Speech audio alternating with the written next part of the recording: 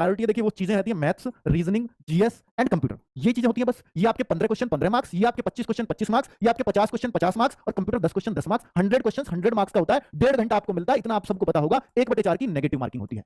और मेरे भाई इसमें ना इसको बच्चे सोचते हैं कि 15 नंबर का बहुत ज्यादा ध्यान मत दो। मेरे भाई रीजनिंग ऐसी चीज है, इसको हर बच्चा पूरे में से पूरा करता है, और जो नहीं करता वो तो वैसे सिलेक्शन नहीं होना। तो ये पूरी होती है हर बच्चे की। एक दो क्वेश्चन किसी का गलती से गलत होता है, वरना 24-25 यही स्कोर मिलेंगे आपको। कंप्यूटर जब से शिवम सर ने पढ़ाना शुरू करा है ना, तो इसमें बच्चे भी 9-10 8 भी कम माने जाते हैं। 8 से 10 के बीच बहुत आसानी से नंबर आ जाते हैं। एमएस एक्सेल और वर्ड आपने बहुत बढ़िया से कर लिया, तो 8-10 नंबर आपके कहीं नहीं गए। दो ही चीजें जो बहुत अच्छे से आपको करनी है, और वो शिवम सर को बहुत अच्छे से आती हैं। अब उनको पता है कि कैसे बच्चों के 8-10 नंबर दिलवाने हैं। तो ये भी, तो ये दोनों चीजें मेरिट पर। अब आप तो सर इसमें कोई 5 कर आया तो बेटा वो तो गया गड्ढे में, फिर नहीं होना सिलेक्शन। मैंने इसमें 8 से 10 बोला तो वही स्कोर अच्छा है, मैंने इसमें 23 से 25 बोला तो वही स्कोर अच्छा है। इसके बीच में इससे नीचे अगर गए तो कम है, इससे नीचे अगर गया तो कम है। अब बात बचती है मैथ और जीएस की। यही दो चीजें जिनसे सिलेक्शन होते हैं, क्योंकि ये दोनों तो बच्चे इतना ही करते हैं। अब बात भाई, अब आप कहो कि सर मैं एक न्यू फ्रेशर हूं, तो मेरे भाई सबसे पहले इसको करके फेंक दो, फिर इसको करके फेंक दो। अगर आप फ्रेशर हो, बहुत आसानी से हो जाती हैं चीजें। और अगर आप साइंस मैथ साइंस के स्टूडेंट हो ना, तो इसको साथ साथ लेकर के चलो। सबसे आसान चीज आपको फिर ये लगने वाली है, लेकिन कुछ बच्चों के लिए सबसे मुश्किल चीज ये होती है, और इसको छोड़ के चलते हैं। भाई इसको छोड़ना, समझ लीजिए दिल्ली पुलिस में कोई सी भी एक सब्जेक्ट को लूज पकड़ा, इसलिए तो दिल्ली पुलिस को क्यों लोग मुश्किल मानते हैं, क्योंकि अगर कुछ भी लूज छोड़ा तो आपका सिलेक्शन नहीं होना, और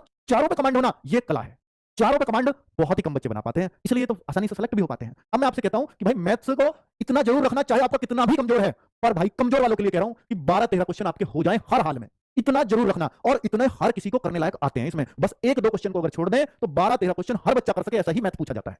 ठीक है, बस ये थोड़ी प्रैक्टिस ज्यादा मांगता है बाकी सब्जेक्ट्स के मुकाबले। ठीक है, अब मैं आपसे बात करता हूं जीएस की। मेरे भाई जीएस के 50 क्वेश्चंस होते हैं। 50 क्वेश्चंस में से आप ये कहो कि सर मैं 40 कर जाऊंगा, भाई एसएससी की जीएस है, इतनी आसानी से नहीं होती। वो बात अलग है कि नवीन सर से पिछली बार 3 बजे का प्रैक्टिस सेट पढ़े बच्चे और वो 38-40 भी करके आए, वो बात अलग है। तभी तो 89-90 उनका स्कोर बना, इसलिए बना। पर 89-90 में रैंक 1 आती है, और विद नॉर्मलाइजेशन सोचो, हालांकि उनको 1-2 कहीं मिला था, नहीं तो वो 90 पे एक रैंक आ जाती है इसके अंदर। तो फिर बच्चे के नंबर कहां कम हो रहे हैं, बाकी जगह तो वही, तो इसमें ही तो हो रहे हैं। जब रैंक 1 वाला भी 40 क्वेश्चन ही कर पाता है मैक्सिमम, तो फिर वो तो विरला ही होता है ना। रैंक 1 तो भैया किसी की एक की आ सकती है 33 लाख में से। तो फिर इसमें एक अच्छा स्कोर क्या माना जाता है, ये माना जाता है कि 30 क्वेश्चन एक अच्छा स्कोर दिल्ली पुलिस के अंदर जीएस में एक अच्छा स्कोर माना जाता है। ठीक है, तो इस तरह की आप अपनी तैयारी रखें जीएस के लिए। अगर आप नए हैं तो मैं आपको सलाह दूंगा कि मेरे भाई पहले आप पॉलिटी, हिस्ट्री, ज्योग्राफी, चाहे तो किसी टीचर की मदद से या कोई अच्छी बुक, इनसे एक बार पढ़ लें। बुक हो सकता